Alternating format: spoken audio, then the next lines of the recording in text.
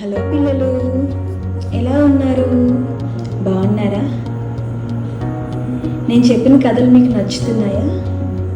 నచ్చితే లైక్ చేసి, షేర్ చేసి, సబ్స్క్రైబ్ చేయండి.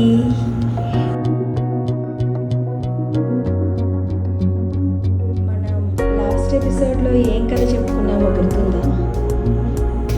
డాక్టర్ ఏపీజే అబ్దుల్ కలాం గారి గురించి లాస్ట్ ఎపిసోడ్లో డిస్కస్ చేసుకున్నాం. మరి ఈరోజు మరొక ఇంట్రెస్టింగ్ ఎపిసోడ్ స్టార్ట్ చేద్దాం. కథ పేరు సత్యహరిశ్చంద్రుడు. ఆ పేరు వినని వాళ్ళు ఎవ్వరూ లేరు. అబద్ధం చెప్పేవేంటి అని ఎవరైనా అంటే నేనేం సత్యహరిశ్చంద్రుని కాదు అని అంటారు. ఎట్టి పరిస్థితిలో నేను నిజమే చెప్తాను అని అంటే అబ్బో సత్యహరిశ్చంద్రుడు కాబోలు అనడం మామూలుగా ఇలాంటి మాటలు మనం వింటూనే ఉంటాము.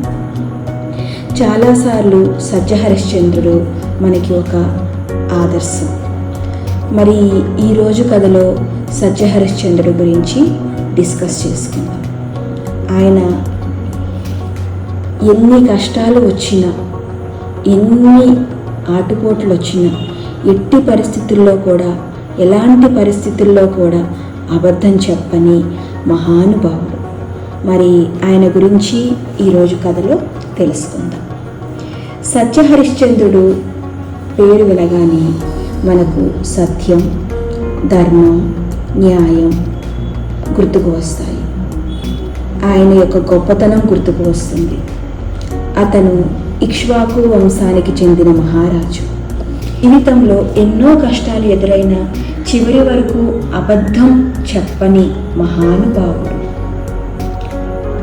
సత్యహరిశ్చంద్రుడు అయోధ్య పట్టణంలో పరిపాలించేవాడు.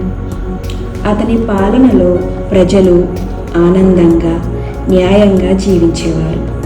ఆయన ధర్మాన్ని పాటించేవాడు. ఎవరికి అన్యాయం జరగనీయకుండా చూసుకునేవాడు. రాజు అయినా తన మాట మీద నిలబడటమే అతని యొక్క జీవితం. ఒకరోజు విశ్వామిత్ర మహర్షి హరిశ్చంద్రుని ధర్మాన్ని పరీక్షించాలని, అంటే హరిశ్చంద్రుని టెస్ట్ చేయాలనే ఉద్దేశంతో ఒక ప్లాన్ వేస్తాడు.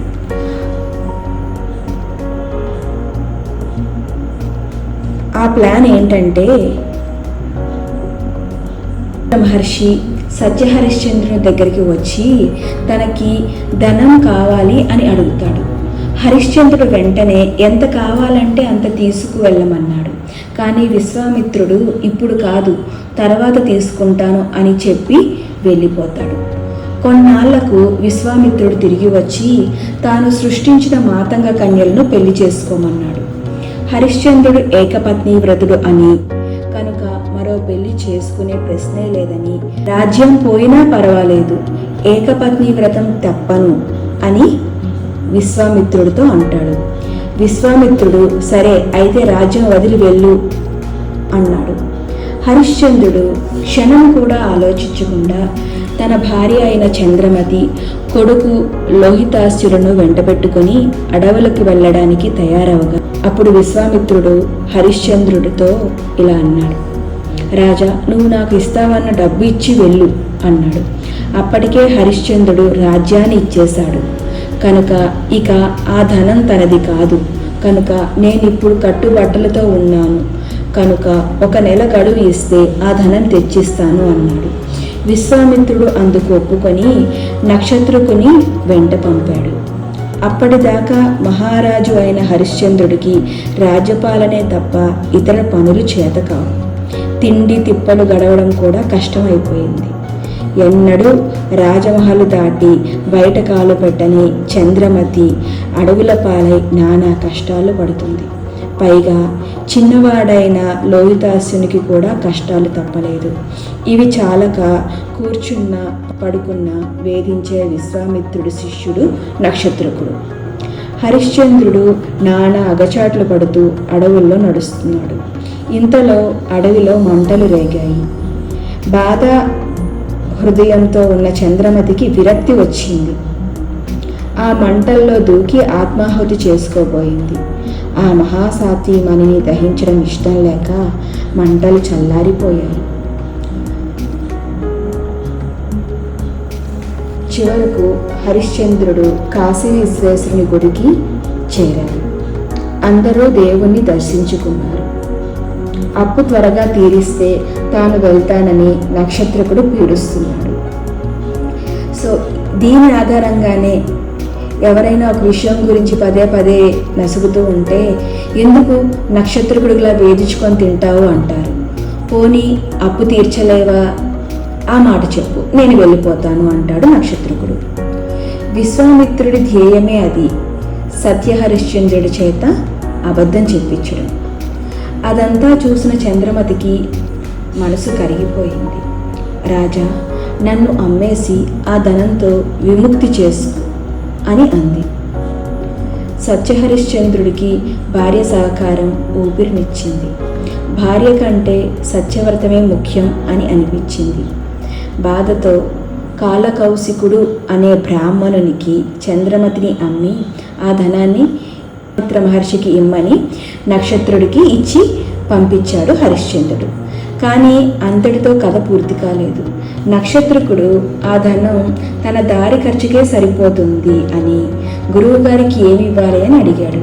హరిశ్చంద్రుడు ఆశ్చర్యపోయి వెంటనే తేరుకున్నాడు. కర్తవ్యం ఆలోచించాడు. దగ్గరలో ఉన్న వీరబాహు అనే కాటి కాపరికి తనను తాను అమ్ముకొని ఆ ధనాన్ని నక్షత్రకుడికి ఇచ్చి పంపించాడు. అక్కడికి హరిశ్చంద్రుడి కష్టం తీరలేదు.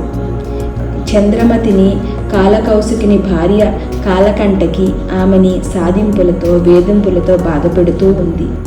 ఇంతలో లోహితాస్యుడు పాము కరిచి చనిపోయాడు. కొడుకు మరణించాడనే పిడుగు వార్తను జీర్ణించుకోలేకపోయింది ఆ తల్లి. చంద్రమతి కొడుకు శవాన్ని భుజాన వేసుకొని శ్మశానానికి వెళ్ళింది. చంద్రమతి దగ్గర కట్టెలు లేవు. కాలిన కట్టెలతోనే కొడుకు మృతదేహానికి చిత్తి పేర్చబోయింది. అది చూసిన కాటికాపరి ముందు కాటి సుంకం ఇవ్వాలి అని అడిగాడు. చంద్రమతి తన వద్ద డబ్బు లేదని కొడుకు దహన సంస్కారం చేయడానికి ఒప్పుకోమని బతిమాలింది. అయితే మంగళసూత్రం ఉంటే ఇవ్వమన్నాడు కాటికాపరి. చంద్రమతి తన మంగళసూత్రం భర్తకు మాత్రమే కనిపిస్తుందని, ఇతరులకు కనిపించదని, అది వశిష్ఠముని వాక్కు అని చెప్పింది. అప్పటి ఎవరో అర్థమైంది. ఆ కాటికాపరి ఎవరో కాదు, హరిశ్చంద్రుడే. ఇద్దరూ చలించిపోయారు. కొడుకును తలుచుకొని ఏడ్చారు.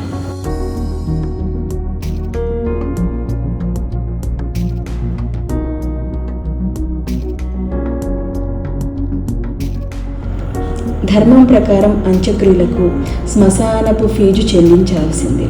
చంద్రమతి వద్ద అంత డబ్బు లేదు. ఆమె తాను పనిచేసిన ఇంటి యజమాని వద్ద డబ్బులు తీసుకొచ్చి ఇచ్చింది.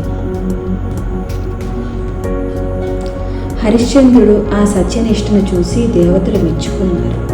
అదే సమయంలో మహర్షి విశ్వామిత్రుడు ప్రత్యక్షమయ్యాడు. రాజా, ఇది నీ ధర్మ పరీక్ష. నీవు విజయవంతమయ్యావు. నువ్వు జీవితాంతం సత్యాన్ని వదలలేదు అని అన్నాడు. దేవతలు లోహితాస్యుడిని తిరిగి బ్రతికించారు. విశ్వామిత్రుడు సత్యహరిశ్చంద్రునికి రాజ్యాన్ని తిరిగి ఇచ్చాడు. మరి పిల్లలు, ఈ కథ ద్వారా మీకు అర్థమైన నీతి ఏంటో చెప్పండి. సత్యం ఎప్పటికీ గెలుస్తుంది. ధర్మాన్ని పాటించిన వారికి దేవుడు కూడా సహాయం చేస్తాడు. కష్టాలనైనా తట్టుకొని నిజాయితీతోటే జీవించాలి. ఈ సత్యహరిశ్చంద్రుడి కథ చరిత్రలో నిలిచిపోయింది అంటే దానికి కారణం ఆయన చేసిన సత్యవ్రతమే. మరి ఇంకొక కొత్త ఎపిసోడ్తో మళ్ళీ కలుద్దామా పిల్లలు? అంతవరకు సెలవు. బాయ్ పిల్లలు.